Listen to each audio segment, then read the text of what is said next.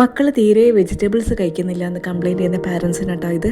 എന്നും നമ്മളെ വീട്ടിൽ അവൈലബിൾ ആയിട്ടുള്ള കുറച്ച് വെജിറ്റബിൾസ് എടുത്തിട്ട് നമ്മൾ ചെറുതായിട്ട് കട്ട് ചെയ്തിട്ട് ഇതുപോലെ ഒരു പ്ലേറ്റിൽ വെക്കുകയാണെങ്കിൽ അത് നമ്മൾ കാണുന്നിടത്ത് തന്നെ വെക്കണം, ഡൈനിങ് ടേബിളിൽ വെക്കുക.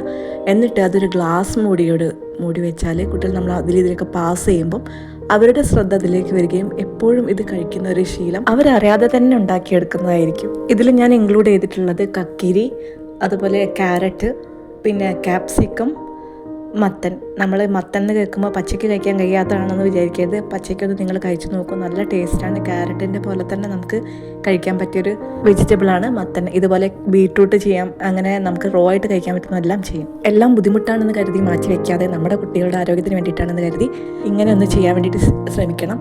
അത് അച്ഛനായാലും അമ്മയായാലും രണ്ടുപേർക്കും ഇത് ബാധകമാണ് കേട്ടോ. ഇതൊക്കെ അമ്മമാരുടെ ഡ്യൂട്ടിയാണെന്ന് പറഞ്ഞ് മാറി നിൽക്കാതെ ഇവർക്ക് വേണ്ടിയിട്ടുള്ള വെജിറ്റബിൾസൊക്കെ വീട്ടിലേക്ക് കൊണ്ടുവരാൻ വേണ്ടി ശ്രമിക്കണം. ഇപ്പം നമുക്കറിയാം ഈ സൂപ്പർ മാർക്കറ്റുകളിലൊക്കെ ഓഫേഴ്സ് എപ്പോഴും ഉണ്ട്. വെജിറ്റബിൾസിനൊക്കെ ശരിക്കും പറഞ്ഞാൽ വളരെ കുറഞ്ഞ വിലയിൽ കിട്ടുന്ന ദിവസങ്ങളുണ്ട്. വെജിറ്റബിൾസ് മാത്രമല്ല കേട്ടോ, ഫ്രൂട്ട്സും ഇതുപോലെ നമുക്ക് വെക്കാൻ കഴിയും. ഫ്രൂട്ട്സ് ചെയ്യേണ്ട രീതി മറ്റൊരു വീഡിയോയിൽ കാണിക്കാം കേട്ടോ.